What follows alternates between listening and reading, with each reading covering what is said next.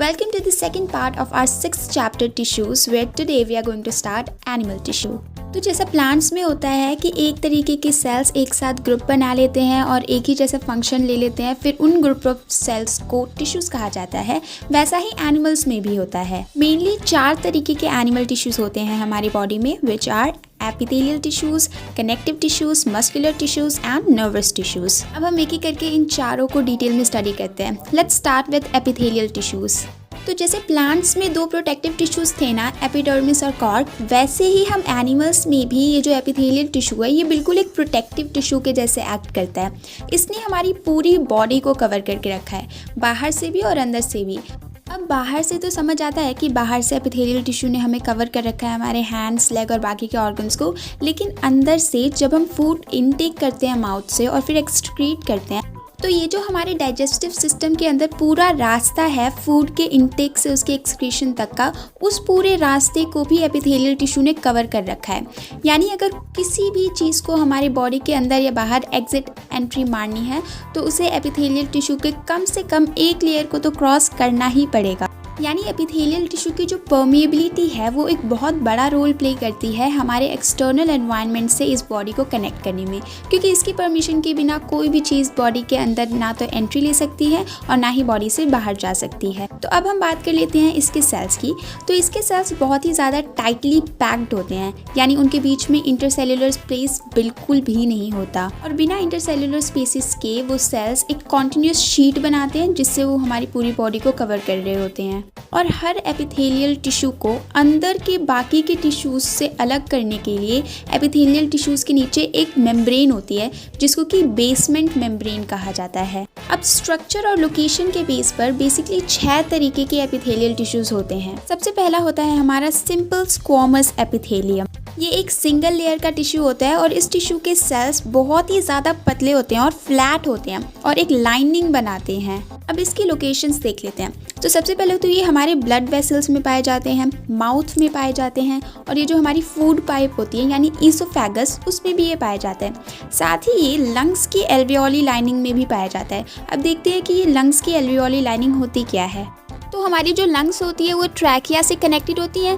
फिर ट्रैकिया से यहाँ पर बहुत सारे ब्रोंकाई निकलते हैं। उन ब्रोंकाई के एंड पर एक बैग लाइक स्ट्रक्चर होता है जिसको कि एल्वियोली बोला जाता है। जब भी हम कोई भी एयर इनहेल करते हैं तो फिर वो एयर जाकर के इन्हीं एल्वियोली को भर देती है, जिसकी वजह से ये फूल जाता है, क्योंकि ये एक बैग लाइक स्ट्रक्चर होता है। तो इस एल्वियोली पर भी बिल्कुल एक शीट के जैसे सिंपल स्क्वामस एपिथेलियम ने इसे कवर कर रखा है। अब हम बात करते हैं दूसरे टाइप के एपिथेलियम की, जो कि है स्ट्राटिफाइड स्क्वामस एपिथेलियम। तो इस स्ट्राटिफाइड स्क्वामस एपिथेलियम के जो टिश्यूज़ हैं वो पाए जाते हैं उन जगहों पर जहाँ पर वेयर एंड टियर ज़्यादा होता है, मतलब जैसे स्किन पर, टंग पर, माउथ कैविटी पर, ऐसी जगहों पर जहाँ पर चोट लगने के आसार बहुत ज़्यादा है वहाँ पर ये पाए जाते हैं, क्योंकि ये मल्टी लेयर्ड टिश्यूज़ होते हैं। ये भी बिल्कुल सिंपल स्क्वामस के जैसे ही होते हैं, लेकिन वो सिर्फ एक ही लेयर था, और ये स्ट्राटिफाइड स्क्वामस एपिथेलियम ये मल्टी लेयर्ड एपिथेलियम होता है, कि मतलब किसी एक लेयर को अगर चोट लग भी गई तो कोई बात नहीं, दूसरा लेयर है उसको कवर करने के लिए।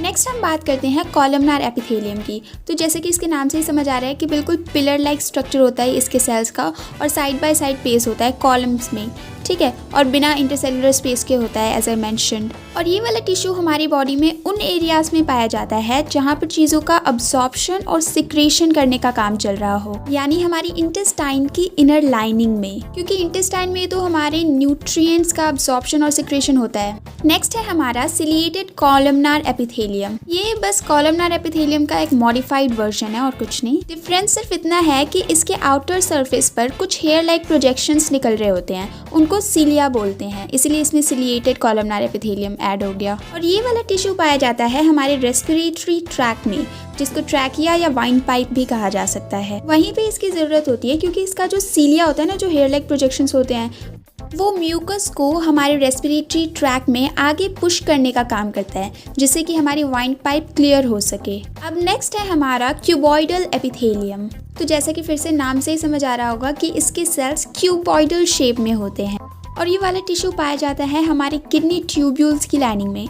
तो अगर हमारी किडनी ने हमारे ब्लड को फिल्टर कर दिया है लेकिन उसके बाद उसके पास कुछ वेस्ट बच गया है, लेकिन उस वेस्ट में कुछ सब्सटेंसेस की ज़रूरत हमारे बॉडी को है, तो इसके लिए हमारी किडनी में बहुत छोटे छोटे ट्यूब लाइक स्ट्रक्चर्स होते हैं जो कि उस न्यूट्रिएंट को या फिर वो जो भी सब्सटेंस है उसको वापस ब्लड में भेज देते हैं। इन्हीं ट्यूब लाइक स्ट्रक्चर्स को किडनी ट्यूब्यूल्स बोला जाता है और इन्हीं की लाइनिंग में होता है हमारा सिंपल क्यूबॉइडल एपिथेलियम। इसके अलावा ये वाला टिश्यू सलाइवरी ग्लैंड के डक्ट्स में भी पाया जाता है जहाँ पर कि ये मैकेनिकल सपोर्ट प्रोवाइड करता है। अब हम बात करते हैं हमारे sixth and last epithelial tissue की, जो कि है glandular epithelium. So as the name suggest, इस टिश्यू के जो सेल्स होते हैं वो ग्लैंड सेल्स से बने होते हैं जिसके अंदर चीज़ों को सिक्रेट करने की पावर होती है। इस टिश्यू के सेल्स के अंदर छोटे छोटे वेसिकल्स होते हैं जो कि बैग लाइक स्ट्रक्चर्स होते हैं जिनके अंदर कोई भी लिक्विड स्टोर हो रहा होता है। इसीलिए ये वाले टिश्यूज़ मोस्टली उन जगहों पर पाए जाते हैं जहाँ पर सिक्रेशन का काम होना हो, जैसे हमारे इंटेस्टाइन्स में, हमारे स्वेट ग्लैंड्स में एक्सेट्रा। तो अब यहाँ पर हमारे एपिथेलियल टिश्यूज़ का टॉपिक खत्म हुआ और अब स्टार्ट होगा connective tissue. So unlike epithelial cells, connective tissues के जो सेल्स होते हैं वो बहुत ही ज़्यादा लूजली पैक्ड होते हैं, यानी कि इनके सेल्स के बीच में स्पेस बहुत ज़्यादा होता है। लेकिन ये स्पेस खाली नहीं होता, ये स्पेस भरा होता है मैट्रिक्स से। मैट्रिक्स कोई भी स्टेट में हो सकता है, चाहे वो सेमी सॉलिड हो, लिक्विड हो या सॉलिड हो। अब ये उस टिश्यू के फंक्शन पर डिपेंड करेगा कि उसका मैट्रिक्स किस स्टेट में है। तो वैसे तो बहुत सारे अलग अलग टाइप के कनेक्टिव टिश्यूज़ होते हैं, लेकिन मेनली इसका फंक्शन इसके नाम से ही पता चलता है, यानी चीज़ों को बाइंड करके रखना, उनको सपोर्ट करना, या फिर किसी ऑर्गन को दूसरे ऑर्गन से, किसी टिश्यू को दूसरे ऑर्गन या टिश्यू से कनेक्ट करना इनका मेन फंक्शन होता है। तो कनेक्टिव टिश्यूज़ के मैट्रिक्स के नेचर पर बेस इन्हें 3 ब्रॉड कैटेगरीज में डिवाइड किया गया है। That is connective tissue proper, जिनका मैट्रिक्स सेमी सॉलिड होता है, दूसरा सपोर्टिव कनेक्टिव टिश्यू जिनका मैट्रिक्स सॉलिड होता है, और तीसरा है हमारा फ्लूइड कनेक्टिव टिश्यू जिनका मैट्रिक्स लिक्विड में होता है। तो ये सेमी सॉलिड मैट्रिक्स वाले यानी कनेक्टिव टिश्यू प्रॉपर फर्दर 4 तरीके के होते हैं। They are areolar, adipose, tendon and ligaments. इसमें से ये जो एरियोलर एंड एडिपोज है ये लूज टिश्यूज होते हैं और ये टेंडन और लिगामेंट कॉम्पैक्ट होते हैं बिल्कुल। एरियोलर टिश्यू हमारी या एनिमल्स की बॉडी में सबसे ज़्यादा पाया जाता है, यानी हमारी बॉडी में ये most widely distributive connective tissue है। साथ ही ये पैकिंग टिश्यू के जैसे एक्ट करता है, मतलब चीज़ों को पैक करके भी रखता है। और ये स्किन की और मसल्स के बीच में पाया जाता है टिश्यू, साथ ही ब्लड वेसल्स के आर पार भी पाया जाता है, ब्लड वेसल्स के अराउंड में और नर्व्स के अराउंड भी। इसके अलावा ये बोन मैरो में भी पाया जाता है। तो क्योंकि ये टिश्यू मोस्ट वाइडली डिस्ट्रीब्यूटेड है, इसलिए अगर किसी ऑर्गन के अंदर कोई स्पेस बची होती है तो वहाँ पर ये घुस जाता है, यानी कि ये किसी भी ऑर्गन के अंदर का स्पेस फिल कर देता है। साथ ही हमारी बॉडी के जितने भी इंटरनल ऑर्गन्स हैं उनको भी ये सपोर्ट करता है, और अगर कोई टिश्यू थोड़ा सा डैमेज हो गया तो उसकी रिपेयर में भी हेल्प करता है। अब बात करते हैं हम लोग एडिपोज टिश्यूज़ की। तो जैसे ही एडिपोज का नाम आए, मतलब ये फैट स्टोरिंग टिश्यू है, ये फैट को स्टोर करके रखते हैं। इस टिश्यू के जितने भी सेल्स होते हैं वो भरे होते हैं फैट ग्लोब्यूल से। ये वाला टिश्यू हमारे स्किन के बिल्कुल नीचे पाया जाता है या फिर हमारे इंटरनल ऑर्गन्स के बीच में पाया जाता है। साथ ही ये टिश्यू हमारे बॉडी के लिए इंसुलेटर के तौर पर भी एक्ट करता है, क्योंकि ये जो फैट मॉलिक्यूल्स हैं ना, ये हीट का एक गुड कंडक्टर नहीं होते, इसीलिए ये हीट को हमारी बॉडी के अंदर एंट्री नहीं मारने देते। Now let's come to the compact connective tissue proper, जो कि है टेंडन्स और लिगामेंट्स। ये दोनों टिश्यूज़ ना बिल्कुल एक दूसरे को अपोजिट हैं, यानी ये जो हमारा टेंडन है ये बोन को मसल से कनेक्ट करता है, लेकिन लिगामेंट बोन को बोन से ही कनेक्ट करता है। जो टेंडन्स होते हैं वो टफ होते हैं और बिल्कुल भी फ्लेक्सिबल नहीं होते, लेकिन लिगामेंट्स इलास्टिक टाइप होते हैं और बहुत ज़्यादा फ्लेक्सिबल होते हैं। टेंडन्स बने होते हैं वाइट फाइब्रस टिश्यू से, लेकिन लिगामेंट्स बने होते हैं येलो फाइब्रस टिश्यू से। Now let's come to our supportive connective tissue, जिनका मैट्रिक्स बिल्कुल सॉलिड होता है, और ये है हमारे bones and cartilage. One thing that you must remember is that bone tissue are made up of cells called osteocytes। ठीक है, बोन टिश्यूज़ के सेल्स को एक स्पेशल नेम दिया है विच इज़ osteocytes। तो हमारे बोन के जो सेल्स हैं वो सॉलिड मैट्रिक्स में होते हैं, जो कि बना हुआ है कैल्शियम और फोस्फोरस के कंपाउंड से। और ये टिश्यू बहुत ही ज़्यादा स्ट्रॉन्ग होते हैं, बिल्कुल भी फ्लेक्सिबल नहीं होते, और साथ ही हमारी बॉडी को सपोर्ट करने के लिए एक फ्रेमवर्क बना लेते हैं। साथ ही हमारी मसल्स का भी यही सहारा है, इनके बिना हमारी बॉडी की शेप ऐसी तो बिल्कुल नहीं हो सकती। इसके अलावा हमारे बॉडी के अंदर के जितने भी ऑर्गन्स हैं उनको भी ये सपोर्ट करता है। Now let's come to the cartilage. ये कार्टिलेज हमारा जॉइंट्स पे पाया जाता है, इसके अलावा ईयर, नोज और रिब्स के एंड जैसी जगहों पर भी ये मिलेगा। ये कार्टिलेज ना तो हमारी बोन्स की तरह बिल्कुल हार्ड होता है और ना ही हमारी मसल्स की तरह बिल्कुल सॉफ्ट। थोड़ा सा हार्ड होता है और थोड़ा सा सॉफ्ट भी होता है, इसीलिए हम इसे सेमी रिजिड कह सकते हैं, जिसकी वजह से ये थोड़ा फ्लेक्सिबल भी होता है। इन कार्टिलेजेस के सेल्स के बीच में भी बहुत ज़्यादा इंटरसेल्युलर स्पेस होता है और ये स्पेस भरा होता है इनके सॉलिड मैट्रिक्स से, जो कि बना होता है प्रोटीन्स और शुगर से। तो जैसे मसल्स और बोन्स में आपको बहुत सारे नर्व्स मिलेंगे, वैसे कार्टिलेज में आपको एक भी नर्व नहीं मिलेगा। तो सबसे पहले हम बोन्स और कार्टिलेजेस में डिफरेंशिएट कर लेते हैं and then we will move on to blood and lymph. तो सबसे पहला पॉइंट है कि जो हमारा बोन है वो हार्ड और नॉन फ्लेक्सिबल होता है, जबकि कार्टिलेज सॉफ्ट और फ्लेक्सिबल होता है। बोन्स में बहुत सारे पोर्स पाए जाते हैं, जबकि कार्टिलेज नॉन पोरस होता है। और बोन्स में ब्लड वेसल्स भी पाई जाती हैं, जबकि कार्टिलेज में आपको ऐसा कोई ब्लड वेसल या नर्व नहीं मिलेगा। बोन का जो मैट्रिक्स होता है वो कैल्शियम और फॉस्फोरस से बना होता है, जबकि कार्टिलेज का मैट्रिक्स प्रोटीन्स और शुगर से बना होता है। बोन मैरो प्रेजेंट होता है बोन में, जबकि कार्टिलेज में कोई बोन मैरो नहीं होता। अब आते हैं हम अपने फ्लूइड कनेक्टिव टिश्यूज पे, जिसमें सबसे पहले हम बात करेंगे ब्लड की।